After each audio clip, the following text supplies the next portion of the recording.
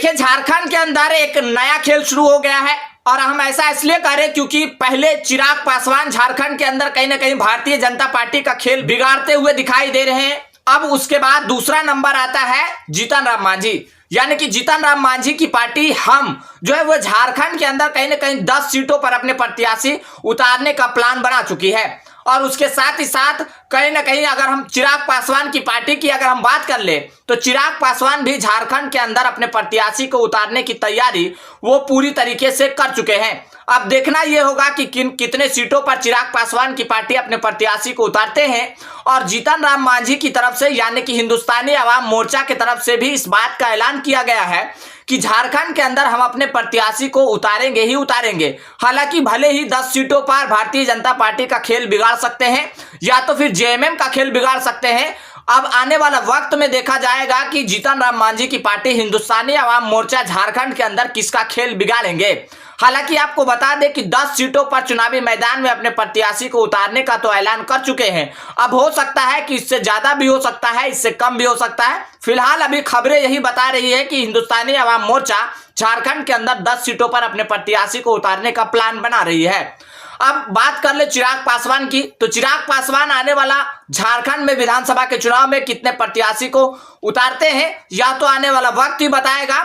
लेकिन आपको बता दें कि जेएमएम, आरजेडी और कांग्रेस और लेफ्ट पार्टियों का तो गठबंधन है ही। अभी मौजूदा समय में झारखंड के अंदर गठबंधन की सरकार है। मौजूदा समय में झारखंड के अंदर एनडीए के साथ अगर हम बात कर ले तो भारतीय जनता पार्टी और आजसू का गठबंधन है और कहीं ना कहीं दोनों में फाइनल गठबंधन हो चुका है।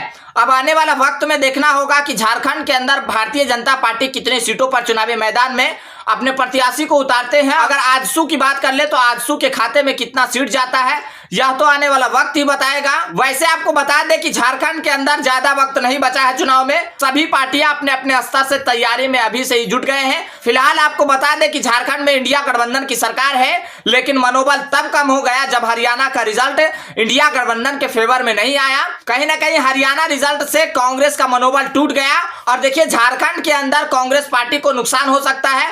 जो कांग्रेस पार्टी ज्यादा सीटों की डिमांड कर रहे थे, अब वो जो है कांग्रेस को झारखंड के अंदर ज्यादा सीटें नहीं मिल सकेगी। अब ये भी हो सकता है कि क्षेत्रीय पार्टी जो है वो कांग्रेस के ऊपर दबाव बनाना शुरू करेंगे और इसके साथ ही साथ ये भी हो सकता है कि जो क्षेत्रीय पार्टी है, जेएमएम की बात कर ले या राष्ट्रीय जनता दल की बात कर ले या तो फिर लेफ्ट पार्टियों की बात कर ले, इन सभी पार्टियों की डिमांड जो है वो झारखंड के अंदर बढ़ गया है। और उसी के साथ भारतीय जनता पार्टी पूरी मजबूती के साथ तो चुनावी मैदान में उतरेंगे ही उतरेंगे। लेकिन अब यह देखना होगा कि आने वाला चुनाव में झारखंड के अंदर किसकी सरकार बनने जा रही है। 81 सीटों में से किसके खाते में कितना सीट जाएगा यह तो अभी तय नहीं हुआ है। फिलहाल आज के लिए इतना ही।